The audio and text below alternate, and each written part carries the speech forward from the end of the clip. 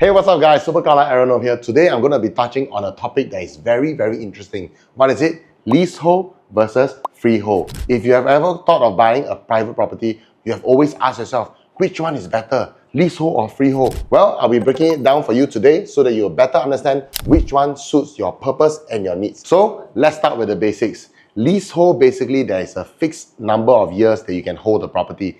Typically, it will always be 99 years. Sometimes you will even hear 999 years or 99999 years also have, but this one is also still considered leasehold, whereas freehold is indefinite and it will belong to you and your family line forever unless the government decide to take back where everybody always hear en bloc and stuff like that. So today we'll focus on the two main common ones, 99-year versus freehold. Let's go. Number one, the price gap comparison.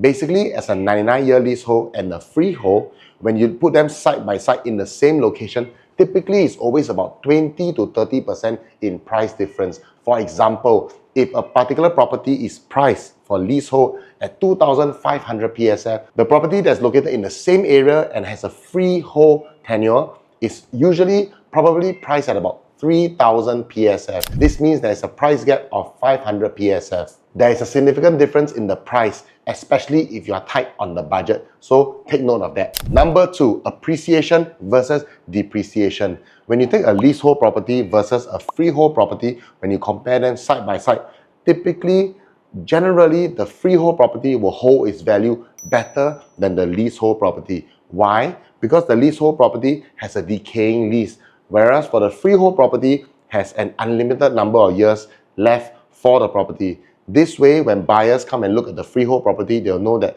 there is no finish line. This means that the value should be able to hold, but the leasehold property will start to see a decline after a certain number of years. Number three, en bloc potential. If you take a look at what's happening in the market, you will tend to realize that freehold properties tend to have more opportunity for en bloc potential as compared to leasehold. Not saying won't have, will have, but the opportunity for en bloc is higher for the freehold property. So if you're looking for a property that has en bloc potential, you should start to consider a freehold property, but not guaranteed because nobody has the crystal ball to tell you confirm en bloc. Number four, rental yield. This is a very interesting topic. Why? Comparing leasehold versus freehold, the leasehold property is clear winner. Why? Because of the entry price. To be exact, the lower entry price. Don't forget, when I mentioned freehold property, you're paying 20 to 30% more premium, and if you enter at a higher price, and if you're renting out at the same price in the same area, then actually the rental yield is better for the leasehold property because tenant don't care whether your property freehold or leasehold. So if you want better rental yield, always go for the 99-year one. Number five, maintenance of the property. Do take note, if you're buying a freehold property, most probably you'll be staying a bit longer term. Let's just say your freehold property, when you bought that time, was 30 years old. Then you already stay 10 years, become 40 years old. Just take note, during this period of time, when the building is 40 years old, this means that the residents will need to spend money to maintain the development because things will start to get old.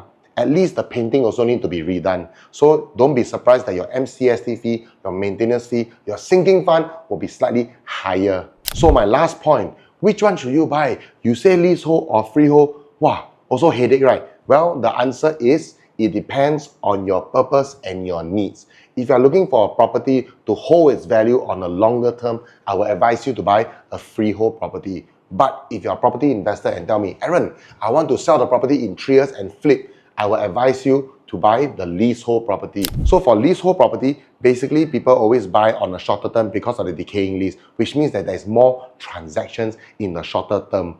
3-5 years, you will see your neighbors all trying to sell, and this means that when the property has more transactions, the valuation will continue to go up. However, for the freehold property, most of the owners would like to keep the property for a longer term. This means lesser transactions, lesser valuations done. This means that there's a lesser chance for the valuation to also go up. After hearing all this, actually all these are all very general advice. Most importantly, the purpose and needs must be met individually for each of you when you choose whether to buy a leasehold or a freehold. Hey, if you want to find out more, drop me a call at 9777-2202. My name is Super Kala Aaron, the realtor you recommend, and I'll catch you in the next video.